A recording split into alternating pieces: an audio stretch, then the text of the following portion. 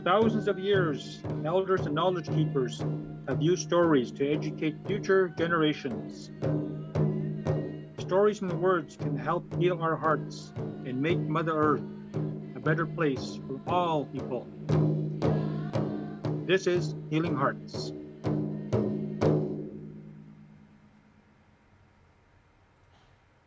Hello everyone, welcome to Healing Hearts. I'm Tracy Koga. Well, before the holiday season, we were all looking forward to being with family and friends. But now 2022 has begun much like 2021. So what does the new year hold for family? Tonight, that is our discussion, and it is all about Indigenous and newcomer communities and what they will face in 2022. This is Healing Hearts, but first, a word from our sponsor. So the Hive is a climbing and fitness facility, so we're bouldering only, which means no ropes or harnesses. We use mats for protection. The four pillars of our business are climbing, education, health and wellness, and community, and those aspects all kind of come together to create like a 5-star climbing experience.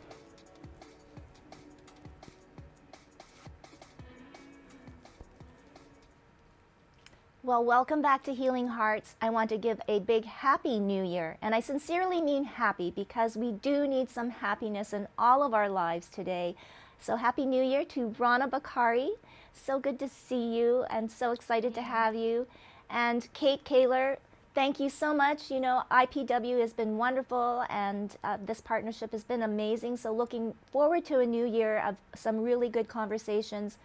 And you know what, Clayton Sandy, thank you so much. Our knowledge keeper, one of our co-creators of this whole program. It's been an honor, and I am excited to start a new year. But hey, 2022, it was supposed to be the year. Not really looking so good. But there is one thing, family, that I think has stuck in our minds through all of this.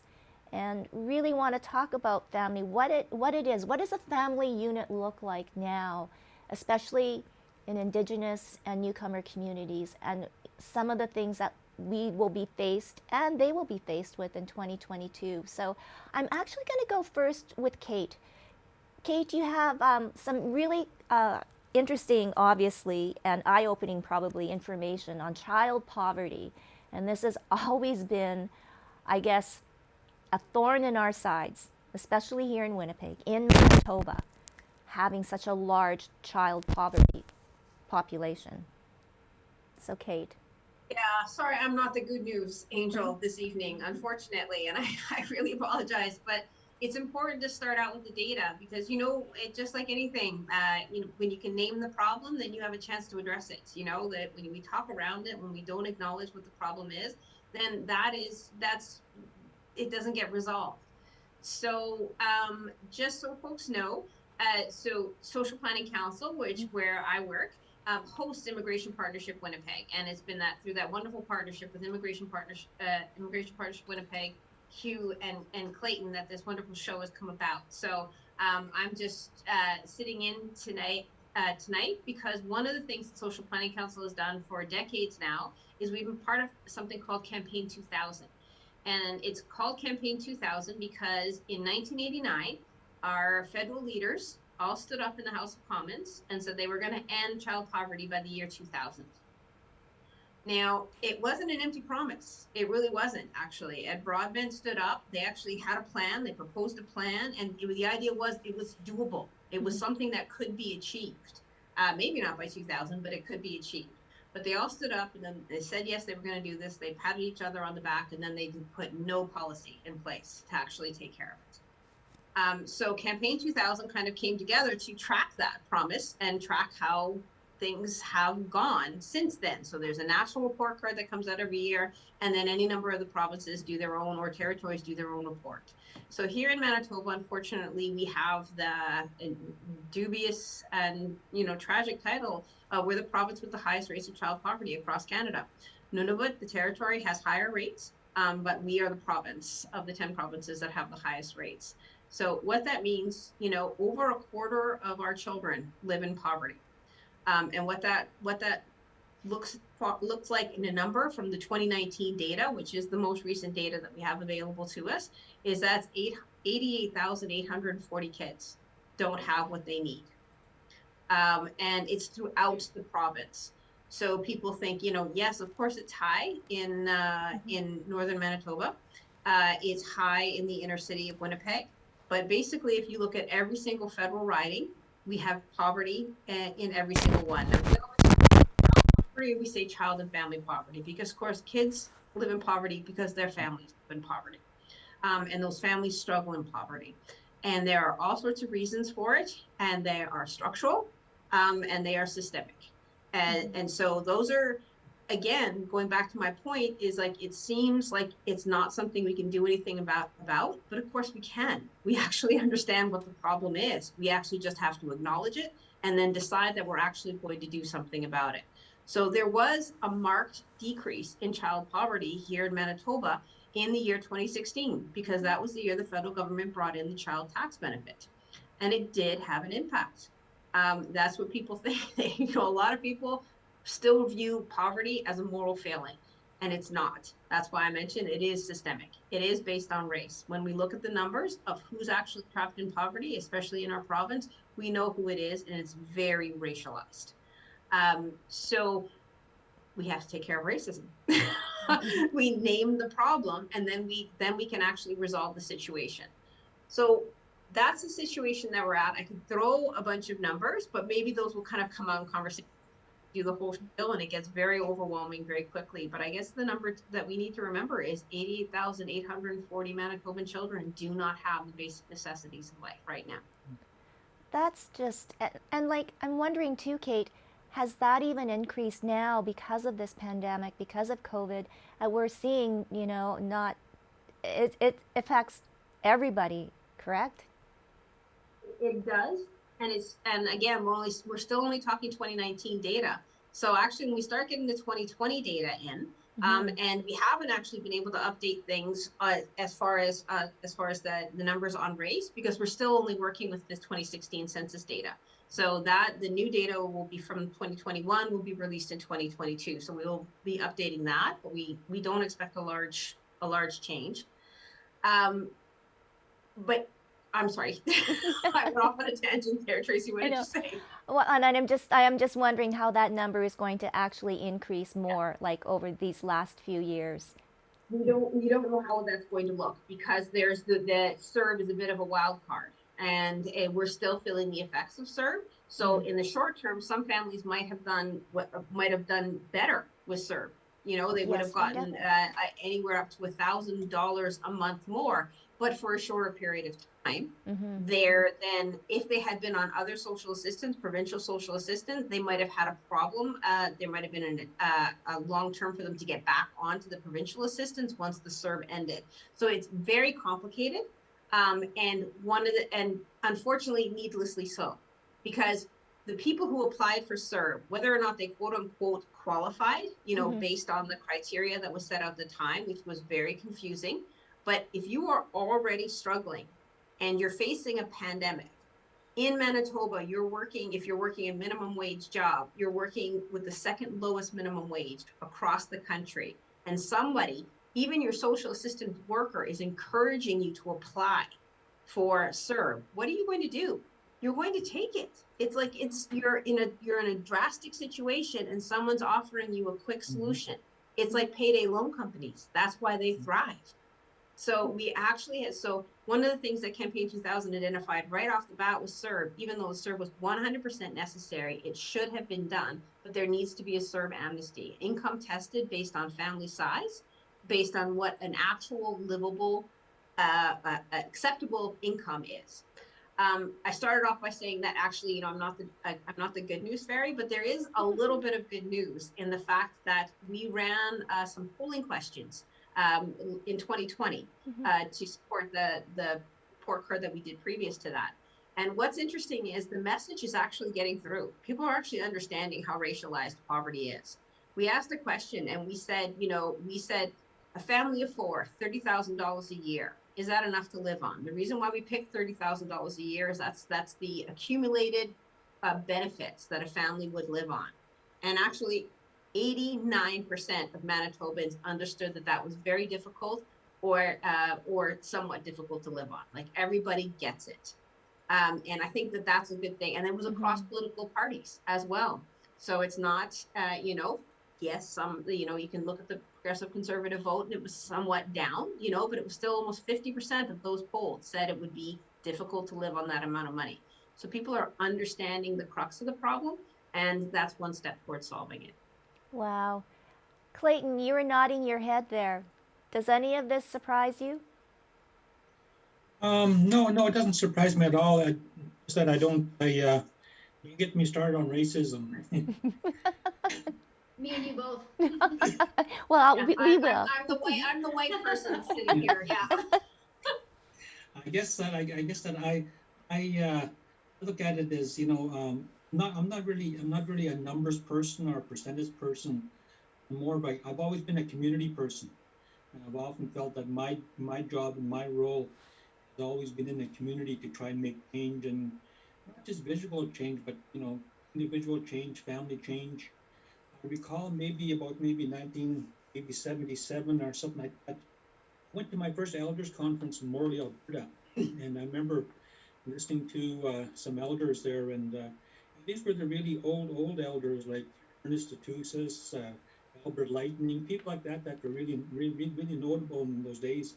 And I remember one elder saying that if you change yourself, people around you will look at you differently, and your family will look at you differently, and your community will look at you differently, and then the wider community will look at you differently. But you have to change yourself. Sometimes you have to do that yourself.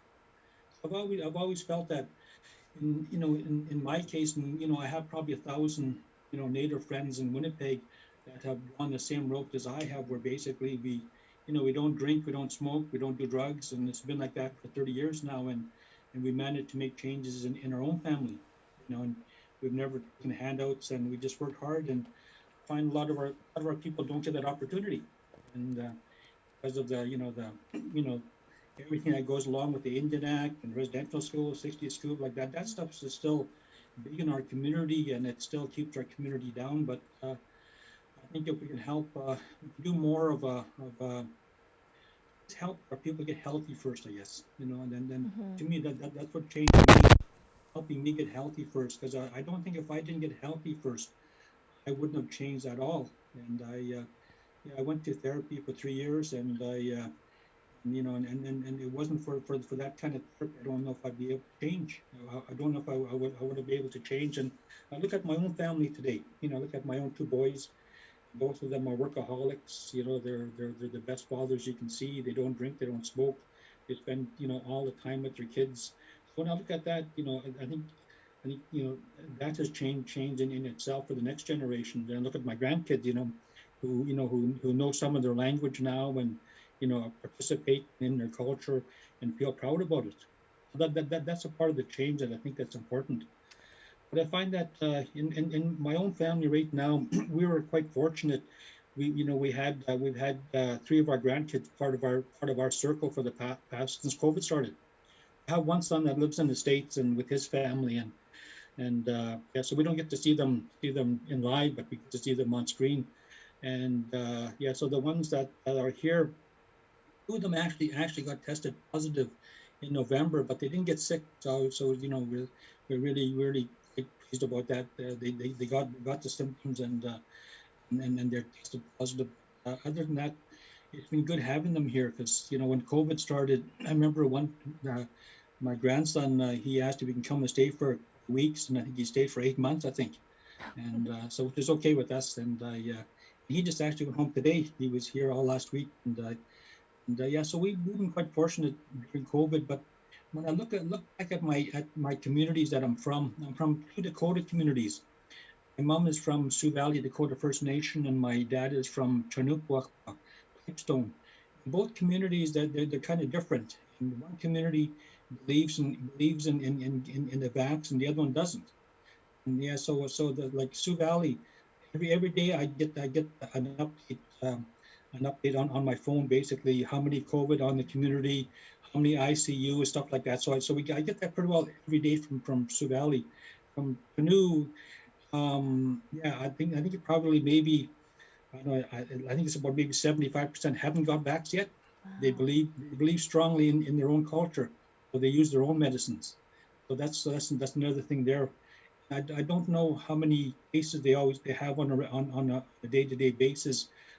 That's the difference between those two communities, that one believes and the other one doesn't. Yeah, and so that sort of surprises me sometimes. And I guess we're all individuals and we all feel and think the way we want to feel, and it's up to them, I guess, if they don't want to or if they want to. So that's the freedom of Canada, I guess. Yeah. And Clayton, I just wanted to ask you then on that, what have you noticed? I mean, you had talked so eloquently about your own family, and it's so wonderful to hear. But looking on the other side, like looking at your own other communities, talking to your friends, how has the family changed? I guess maybe over the last couple of years now, living through this pandemic and being faced with all these different circumstances. Well, one of the things that's really changed for my family is that we don't get to travel during the summers to powwows. So Mm-hmm. basically, so I'm a dancer and my grandson dances, and so we don't get to travel. We haven't traveled for the last year and a half to powwows, and that's where actually I see most of my relatives now. At powwows, we go and camp together, or we stay in the same hotel together, and we see each other at the same powwows together. So we're all kind of doing the same thing all the time, and it's basically one big family all the time. So we don't get to do that anymore. I just we're starting to do more stuff online. Of course, when COVID started, that was the first time I ever did a Zoom ever in my life. And of course now I think I'm an expert at it now. But again, that's so yeah, things have changed, but yeah, we just don't see each other. So it's more on the phone, or just or just talking, and some are too cautious about not wanting to get together, and some are open to get together. So that hasn't changed much, but just because of the distance, like my communities are 2 hours and 3 hours away from me, so I don't get to Mm-hmm. see them all the time. They let me know probably every day or every second day who's sick on the community, who's passed away. We've had a lot of people pass away because of COVID, like an Mm-hmm. awful lot of people, and yeah, so that's another sad thing about that. So yeah. Yeah, no, sadness definitely. And Rana, um, I wanted you on because family is like the heart and soul of who you are and who It's your the heart and family is. soul of Rana Bukhari, Yes, without a doubt. I know, Absolutely. I know. And I mean, Absolutely. and bringing in the culture and everything like that. And I thought that you could bring your own perspective, not, as an expert or anything like that, on the family and the changes you've seen, and then also your close connection to the Indigenous communities, and seeing how, they've definitely struggled, as we all have, but then adapted too, right? There is some positive things that have happened, and Kate even had some silver linings in all of her findings and talking about child poverty. Yeah, and I think that there's always a silver lining when people are really looking for it. I think the key is, I mean, let's just be totally blunt. People are struggling. Like, there's people who are really, really struggling with with death, with like the loss of people in their communities, and those are, you know, when and I always say this, and I don't know, Clay can jump in, if he agrees, but I think that there's a very deep similarity between family structures between Indigenous peoples and my culture, our people, that intergenerational connections, the reliance on each other, the love, and like everybody's your family. Like, if you look at my house, we have different generations. Like, I'm 44 years old. I got, my brother, my sister, like everyone's in the same house, right? Like, we live together. We really do follow that cultural component of who we are. And it has a lot to do with our parents and the next generation coming. So there's that kind of cohesiveness that, a child coming into the family would see, and they would see the love and the connection, and they would learn just by watching people. And that's very similar, and I think Clay would agree, to Indigenous culture, right? There's a lot of love for family. So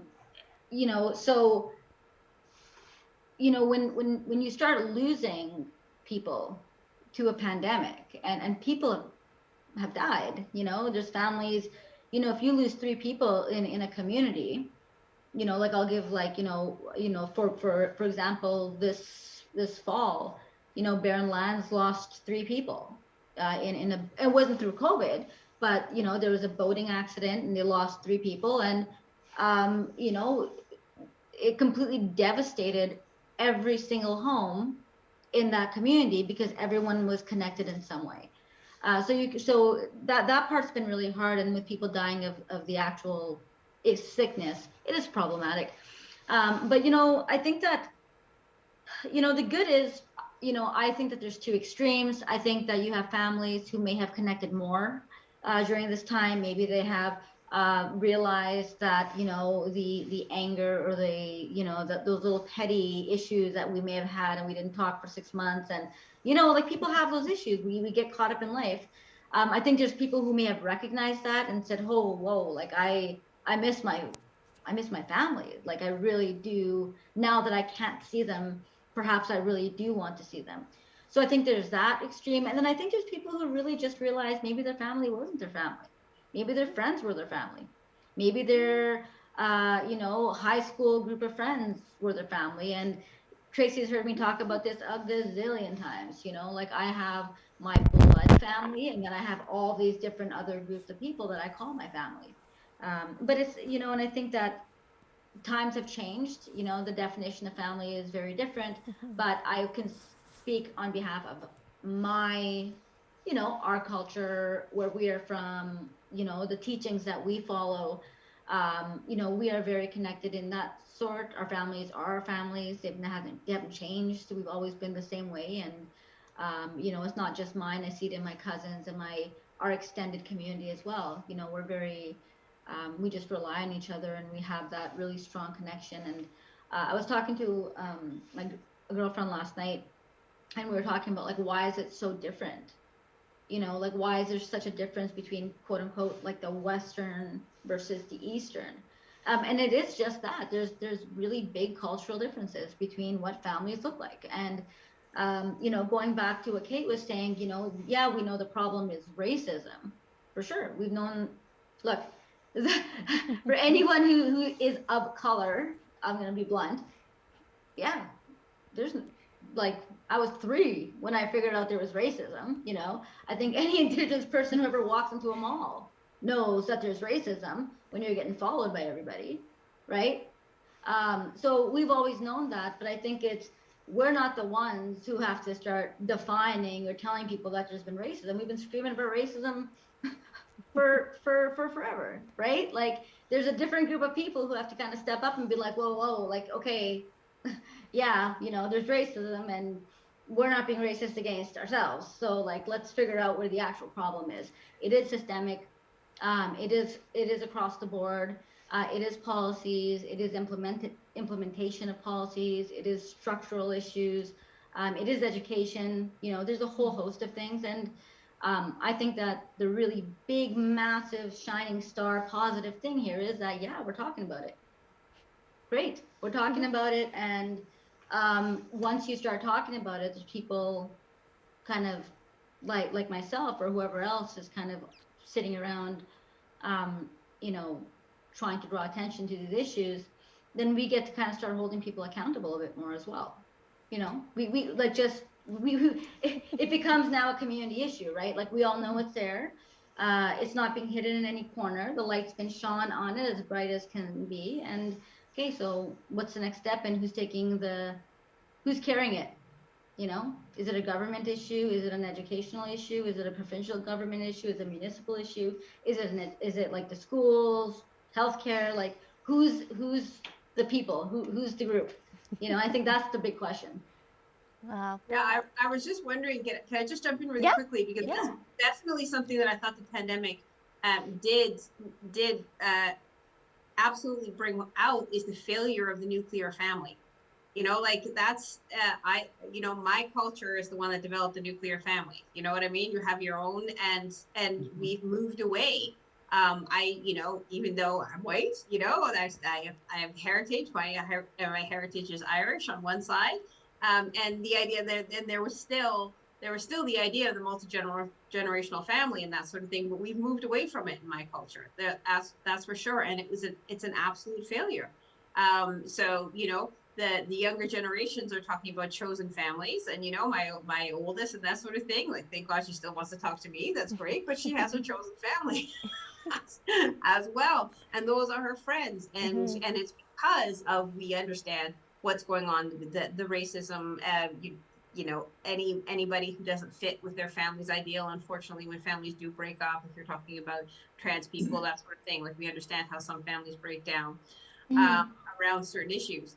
But I think, again, if we look at the idea that this is what the pandemic has demonstrated, and if we go to the tragedy of the deaths that were in our long-term care homes, my mother died 3 years ago, so did not have to go through the pandemic. But I know that at one point, like, if she was still alive and if she was living where she was when she died, she'd have moved back with us, because it wasn't safe for her to be there. But not everybody's in the position to do that. When we've structured this society in such a way that you're supposed to take care of them, but we don't actually allow people to take care of them.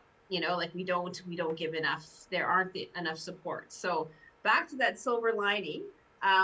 When early days in the pandemic, I do remember one of those memes that went around that I appreciated, because the meme was, if capitalism is so great, how come we need socialism to bail it out every 20 years or so? And it was addressing the fact that the CERB came in, or a basic income. So, like, we struggle along with capitalism, and then all of a sudden we do universal health care. We brought in universal health care in Canada. That's not a capitalist move at all. And there was a lot of objections to that when we brought it in. And then we're seeing chipping away of it with privatization and that sort of thing. But, we have to look at the lessons that we've learned out of this pandemic and say exactly that. We need to support people so that we actually can care for each other, because we want to. This idea that we all have to live in our own separate little boxes doesn't work. No. Yeah. Can I just jump in? Yeah. Because I just want to clarify something, because I think that it's at times, and I appreciate what Kate's saying about, different cultures moving away from intergenerational families and going towards nuclear families. But just like and I can only speak from my family, our culture, who we are, where we're from, what our jam is, I'll say. But for us, it's ancestral, right? So for us, we can't move away, or we could not have moved away from that intergenerational concept, or the family or the village, this idea that we're all aunts and uncles and family, because to be blunt, it's based on the respect of your ancestors. You do that because you're doing it to acknowledge and honor the next generation for your ancestors. That's why we do that, that's why, and it's not easy. I mean, to take care, like, Tracy knows, my dad passed away like 2 years ago. We were all in the same house. My dad had like a lot of health issues, and there's no doubt that there's sacrifices that made, and you're right, there were no supports. But again,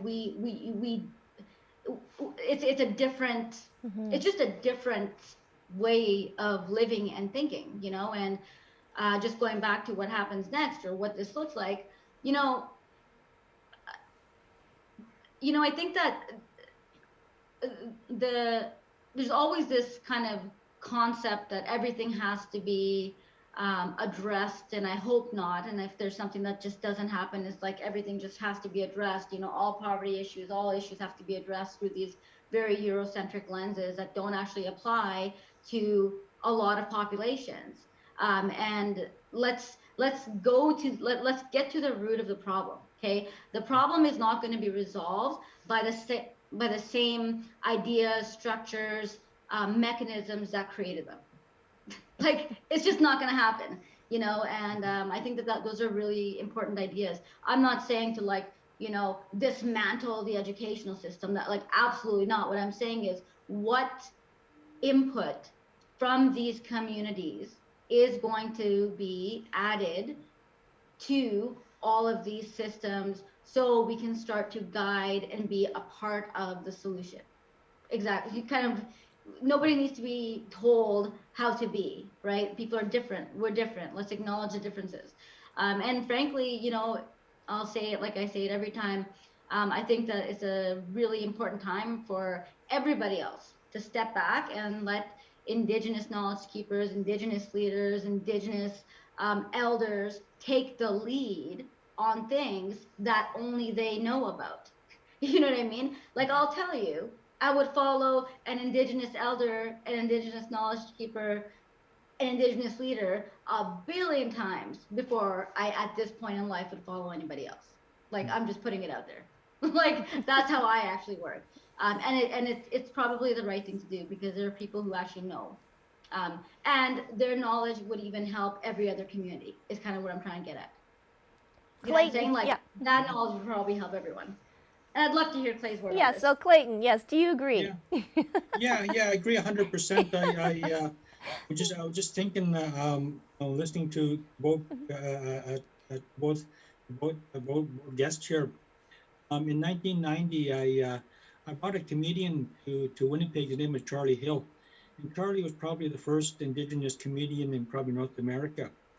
And we had this big event at the Forks. We put on a 7-day event. We did a 3-day powwow at the convention center and a 4-day environmental gathering at the Forks. And our committee, what we wanted to do, we decided to host this international event and bring Indigenous people from all over the world to Winnipeg. And we always felt that non-Native people always talk about the environment, but they never come and ask us. And so this is what we did. So we brought elders from all over the world too. I think we brought about 27 of them. I remember Charlie Hill saying that when he was doing his comedian stint at the Forks there on one evening, he said, and he was from New York, and he said, yeah, I said, I get a lot of white people telling me to get the hell back to where you come from. He said, I sit there and where the hell am I supposed to go? They tell me to get the hell back to where you're from. And that's all they know. He says, you want to get rid of somebody, tell them to go back to where they came from. And well, this is where I'm from, he said. Hey, so where am I supposed to go? I felt that, when we did hold that conference here, that was the first conference I ever worked in my life. And I think it was the year after Oka happened in Canada. That was the only reason why I wanted to do that. I actually taped of course, it was all VCRs at the time. I taped every evening on the National what was going on. And there was one evening, one part there I taped that I guess that the women and the children were leaving the compound in Oka, and while they're driving out in the caravan of cars, there's non-native people on each side of the road throwing rocks at them and sticks and bottles, and breaking windows as they were leaving the compound. And I remember the I don't know if it's the Quebec police, whatever, they were standing there not doing nothing, and that really blew my mind. To how is this happening in Canada? I taped that, and I actually took that and I showed that to a couple of very influential people in Winnipeg, and I said I would like to do something about this.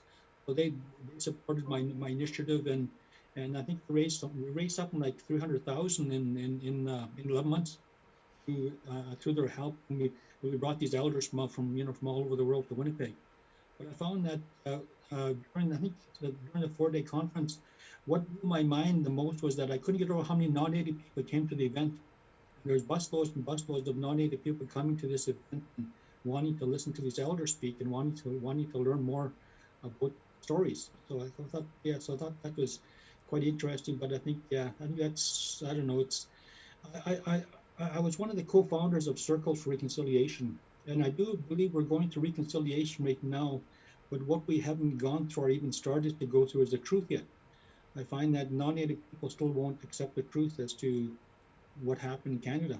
So that's where I think we're stuck right now. I find that it's very difficult for them to say, even though that they weren't part of it, their ancestors were, but they still have a difficult time accepting that and saying, I am partly to blame, but what can I do about it now?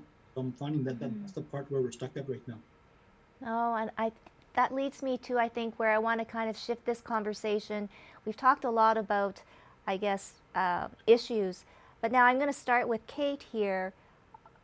If you had a wish list or the power to do and change, the magic wand or whatever, what are some of the things that you would like to see happen for the family? for everyone in 2022? I guess, right off the bat, what, if we're speaking from that very pragmatic kind of analytical perspective, the fact of the matter is we already pay for poverty. We pay for it all the time. And so this idea that somehow it's going to cost us more money to end poverty, it's not. It might cost us like the appearance of more money up front.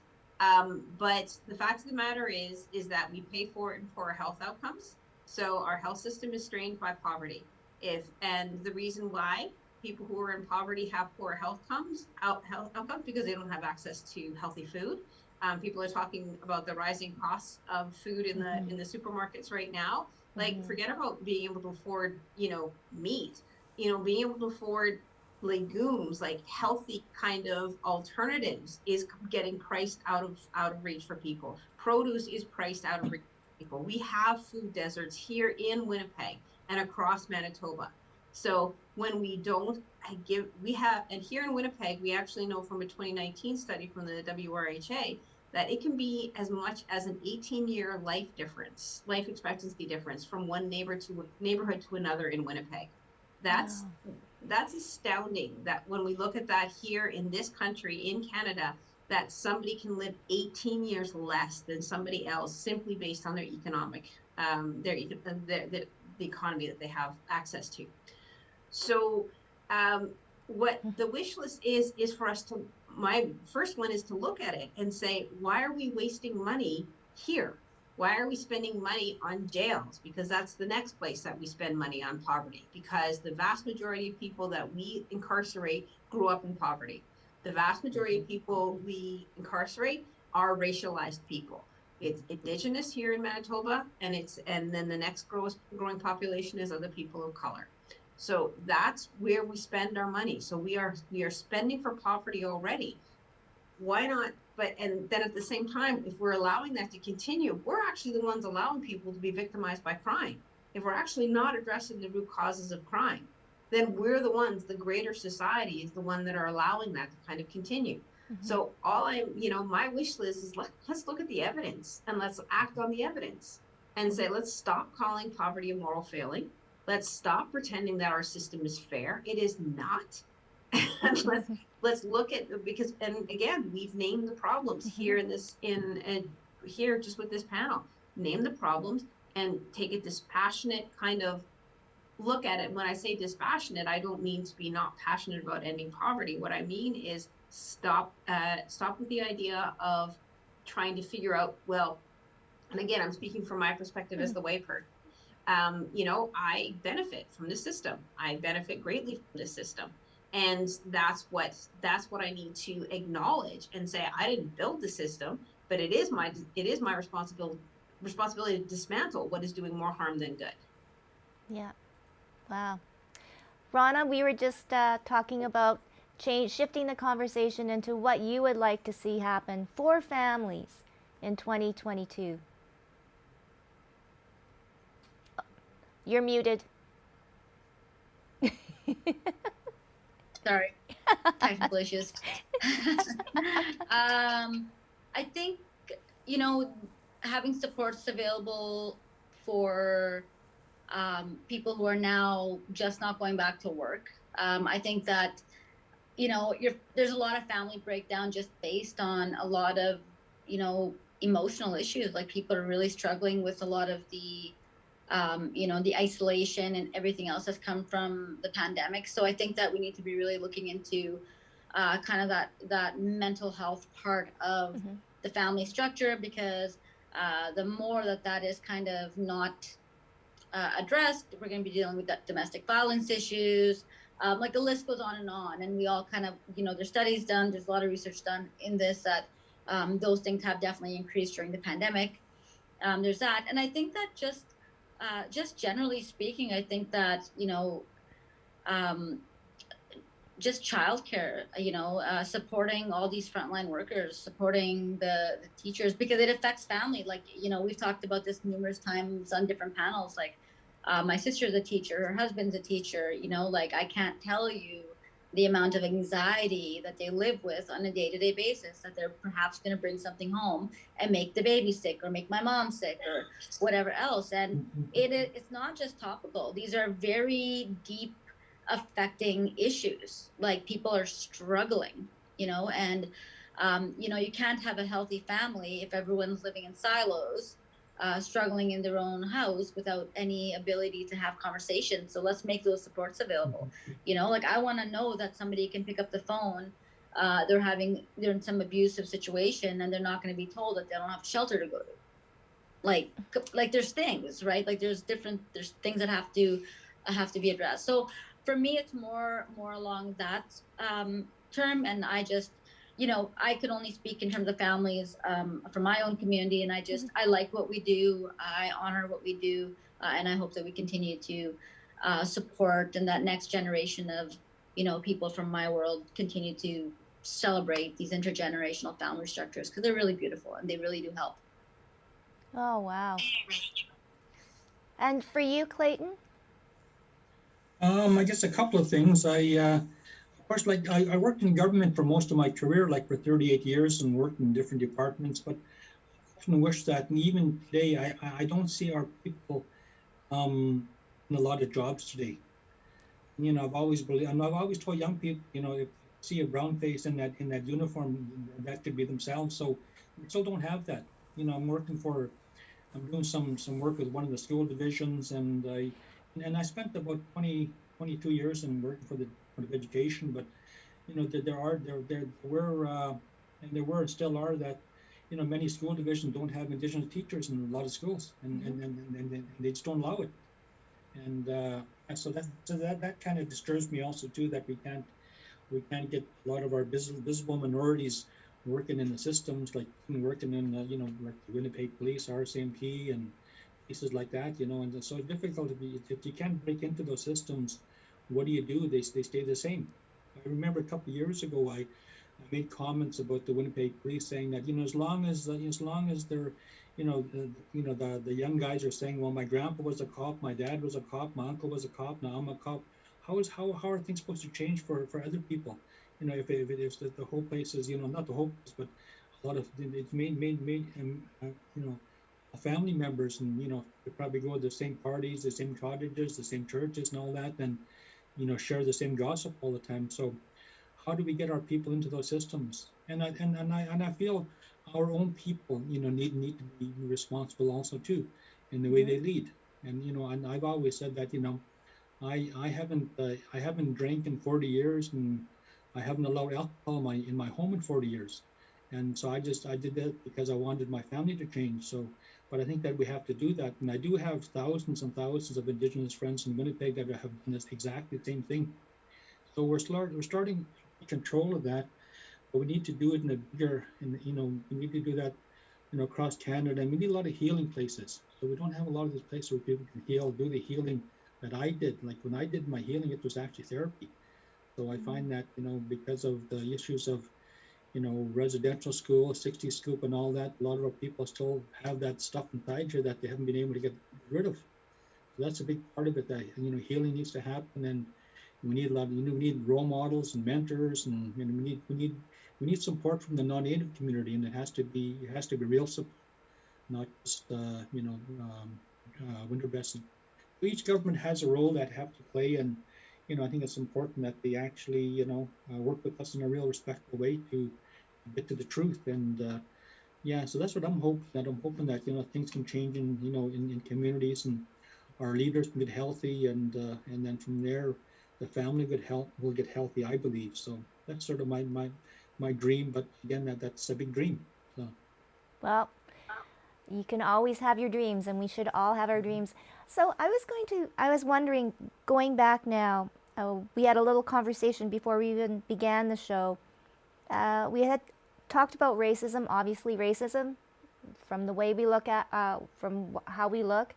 But then there's another kind of, I guess, racism or prejudice, if you want to call it, between vaccinated and unvaccinated. Clayton, you kind of talked about it with your two communities. This has caused rifts in families. right? You know, definite rifts, whether it's a nuclear family or a multi-generational. And I think, Rana, you can probably attest too, like in multi-generational, it's probably even happening a lot in a broader sense, yes or no, depending on how elders, you know, the elders feel amongst the youth. What is your opinion? I'm throwing it out to the panel now on, I guess, the next generation of family. Are we all just going to kind of move on and okay, you agree to disagree or whatever, or are we going to split, or is this, you know, is it always going to be and I kind of think it might be an ongoing kind of conversation, because it kind of looks like we're going to be continually potentially having a booster shot or of some sort every year. Kate? Thanks. Yeah, I went off mute. It's a really interesting topic, and it is long conversations. There's no doubt about it, and I think we have to be willing to invest in it as much as we want to, like, you know, some of us want to face plant or whatever the expression is, and say, you know, get the shot. What are you know, like that sort of thing. But I guess, but there's a danger of going the other way as well. I don't know, anybody in the panel, have you actually watched Don't Look Up? Yes. Yeah, have you seen that? Okay, Clayton's shaking his head. It's on Netflix. It's a satire. A meteor is heading towards Earth, so it's very much an allegory for the climate crisis. I would put it to the capitalist crisis, the crisis that we're in because we've adopted a capitalist society, but which, like, it's not going to last. It's not built to last. But anyways, the meteor is hurtling towards Earth and life is going to be destroyed. And these two scientists are trying to communicate this to the rest of the world, and they're trying to find the morning talk show words that they can say it in a way that people will listen. And then the one character just loses it and says, "Don't you get it? We're all gonna die!" You know, and basically the response is like, "Well, I'm sorry, we're not going to listen to you because you're the scary screaming lady. We're not going to listen to you." And actually, what's more funny about that whole thing is that the critics of the movie are saying it's not funny because it's too strident. And so we've in our need, and it is a need to figure out a way to communicate with each other, we are still letting people off the hook because they're saying, "I'm sorry, you didn't say that in a way that I'm willing to accept it." I'm sorry, facts are facts, folks. Like, that's like, we have to be able to have those conversations with people and say, not call them out, not vilify them, because that doesn't work. It doesn't change anybody's mind. But we also can't, you know, we can't actually blame, you know, we can't shoot the messenger. And if the messenger is telling the truth, then we actually have to listen to the messenger. So it's, as always, and this is with IPW, one of the things that we often deal with is, obviously, we're talking to newcomers to this country. And they do end up just in very simple situations, job interviews, that sort of thing. And they think they're answering their question, but they don't get the job. They're highly qualified. They can answer it, but they don't necessarily have the language. You know, so like, English is not an IQ test. English is just a language. That's all it is. And so what we try to put the emphasis on, and it's up to the rest of us to listen harder. And I think that's what we have to do. And if you are drawing the line on something, if you're taking a position, you're saying, this is the line, I think that's the person who actually has to say, but I'm still going to listen. I really have to listen hard. And it's not up to the other person to convince you. It's like, it's up to you to actually be open to being convinced. Right. You agree, Rana? It's a little bit of a give and take. Yeah. So sorry, and I missed some of that conversation. With you, Rana. It's okay. It's okay. Yeah, you know what? This is, so I don't know, and I'll just articulate it the way and I apologize because I did actually miss some of what you guys were talking about, but I heard your question early on, Tracy. So I think we were talking about this before we went live a little bit. You know, and you know, for me, this is the thing. Okay, so, you know, is there a possibility that we all end up getting shots? Let's just for example, for the next, what, 5 years? Probably, maybe. Okay, so it happens. But I think that the challenge, the challenge, if I'm going to be really blunt, this is probably going to get me in trouble in the future. So I'm going to say it. The issue isn't the issue that I see. The issue that I was talking to Clay about early on, that's giving me that icky feeling, that kind of that gut feeling where something's not right. It's not so much about vaccinated versus not vaccinated. What's causing my kind of like hair to stand on the back of my neck is this intentional divide and conquer, hatred perpetuating, us and them mentality that historically has caused some of the biggest atrocities in this world. That's if I'm going to be really honest, that's my issue. I'm not sitting there saying, hey man, you got to get vaccinated, or hey, you don't, like, what, fine, you know what, everyone, we want to protect the community, but there's a balancing act here. Like, we got to be balancing some of this stuff here, right? And that's really where my challenge comes. And we were talking about, there's a province right now and they're talking about taxes, and some are coming out and saying, okay, well, if you're not vaccinated, there's some taxation. Okay, so that's a starting point for a conversation.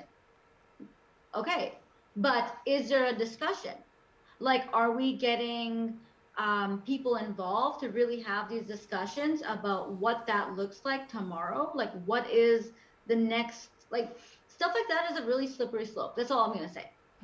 Without input from a lot of people, without intelligent conversation that's not really politicized, without dollars attached to who says what, when, where, this is real life, and this is really going to affect a lot of people. And I, for one, I pay attention to the other side of the world. I pay attention to what happens in other countries, and this is not something that has never happened before. These conversations should be alarming. I'm not saying this is not the solution. This isn't a good solution. I'm just saying, hey, like, we should all have our kind of spidey senses going, whoa. This might be, maybe there's a mid-ground. Maybe there's something else that can be done. But is this it? Is this the question? I don't know. I struggle with that. I hear you. I'm a person of the heart, man. Like, excuse me, but I want people to be like, okay, like, let's have discourse. Let's have conversations. Let's figure out the fairest way to move about. Is the fairest way this? Maybe, right? But we just really need to have really honest discussions about this. And the public needs to have honest discussions about this. Yeah. Not politicians. Yes. Not people whose jobs rely on this. Yeah. I'm talking legitimately respectful discourse between people, and I'll leave it with this, like, I have somebody, is in my, not inner, but second row of circle, who's very against vaccinations, just refuses to do it. And at first when we started having conversations and they were like over FaceTime or whatever, I would get up in arms. I'd be like, what, I'd get really upset. What are you doing? You're putting people in danger, blah, blah, blah, blah, blah. And then I caught myself and I thought to myself, okay, you know what? Everywhere this guy goes, this is the conversation he has. It's him having to defend a position that he has taken. And okay, so everyone's heard this conversation. So I asked different questions. Why? What's your thought process? You have 3 kids. Like, you know what I mean? Like, just really digging into what the actual issues are. And I could tell you, they may not be what all of us think they are. I'm not saying everyone's not, conspiracy theorists, yada, yada, yada, yada, or whatever. But there are people who legitimately have a thought process. And I like to hear those. I like to know where they're coming from before I start supporting, mandates that kind of throw them into a corner and everyone just shuns them. Like, no, I Yes. just don't. That's a very dangerous place to be. And I really would encourage people to really start being people of the heart, like start to Yes. really think about, what we're saying and what we're doing and what we're buying into. Division never helps. Isolating people has never helped. Us and them has never helped. These are disastrous scenarios. So that's my 2 cents. It's probably going to get me in trouble, but hey, here we are. Well, I already said it. That's why I asked it. And Clayton, to wrap up things, I guess you've been nodding and agreeing. Yeah, And you talked about the two communities, right? Unvaccinated and vaccinated. well, just imagine this. I have a brother that thinks Donald Trump's the best thing for sliced bread. Yeah, just imagine that. Yeah. So, anyways, and getting back to sort of, it seems to me like the only time I've seen people change is when something happens to them personally. And so, I watched on TV the last year and a half where, people who don't believe are on their deathbeds and all of a sudden they're telling their families or whoever, get vaccinated and stuff like that. So I've often found that that's when people usually only change is when it affects them personally. And I recall, again in my career, again working with really bigoted people, and all of a sudden, the daughter or the granddaughter brings home a black guy or a Chinese guy or a native guy. All of a sudden, the family sort of, has to shift a little bit, and then the father's talking a little bit differently, and then they have a grandchild, and then it's getting stronger all the time. Next thing you know, he's the advocate, and so I find that it only happens when people finally are really in those shoes, when they really decide to start thinking of things differently. But like I said in the beginning, we live in a free country, so people can do whatever they want to do, and that's the only thing. And hopefully that people do change. And so yeah, and when I go back to one community, always remind them about their grandchildren or their children, and that's the only thing I can do, and like we had in this last 2 weeks, we had 3 deaths in one family.